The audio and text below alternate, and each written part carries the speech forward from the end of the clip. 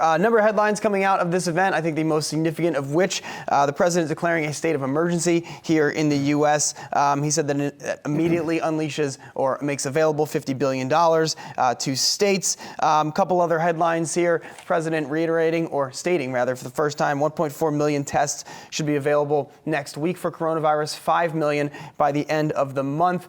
Certainly for the business audience, notice that there were a number of CEOs up there on stage. Just a quick list here. We had Doug McMillon, the CEO of Walmart, Brian Cornell of Target.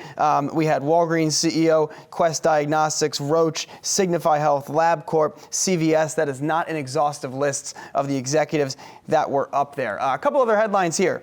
The president and the administration going to waive interest payments on government-sponsored student loans for the time being, so those are suspended now. Also had directed the Department of Energy to purchase oil for the strategic reserve that is maintained by the DOE up to the top of that.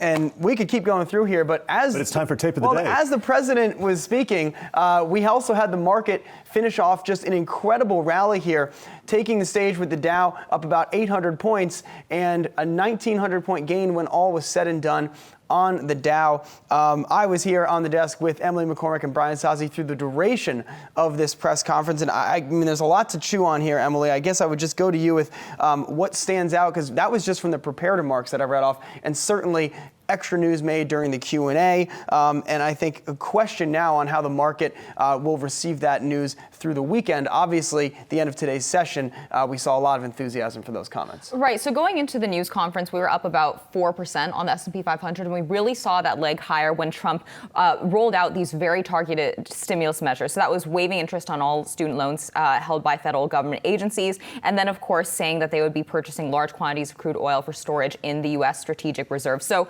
thinking about that SPR, Strategic Petroleum Reserve, that has a capacity of 713.5 million barrels. Current inventory was only 635 million as of March 6th. So that means that's more than 78 million barrels that the government could actually be purchasing. It's a huge boon for some of these shale explorers, producers that have been under pressure with that slump in oil prices.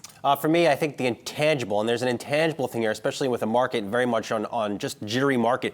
Optics, one word, optics. For the first time, you got the sense the government is starting to function correctly when it comes to this. And not only optics, but more could be on the way. He talked about the cruise lines, and I think that's very important. But I just want to make this note. By no means does this represent a bottom in the stock market. I think you're going to see a lot of numbers over the next couple of weeks that'll probably rip your head off. Well, and just to finish up there, the president, in saying response into a couple of questions about the cruise industry and the airlines, said we'll be looking at them, we'll be talking to them. So it does sound like if it comes to that, there would be funding available. Also, just to kind of wrap up the medical conversation a little bit here, Anthony Fauci saying that would be a few months, 8 to 9 weeks. The president mentioned 8 weeks as an amount of time that it seems like certainly there'll be changes here to daily life in the U.S. And so I think putting that kind of a time frame on it, as he was asked later, how long does the national emergency last for, did not answer that question. One imagines, though, we're looking at that for at least the next couple of months. Hey investors, Zach Guzman here. Are you interested in learning more about the markets and getting the latest financial news? Well, then click right here to subscribe to our Yahoo Finance YouTube channel. Get the latest up-to-the-minute market analysis, big interviews in the world of finance, and information on how to manage your money every day wherever you are.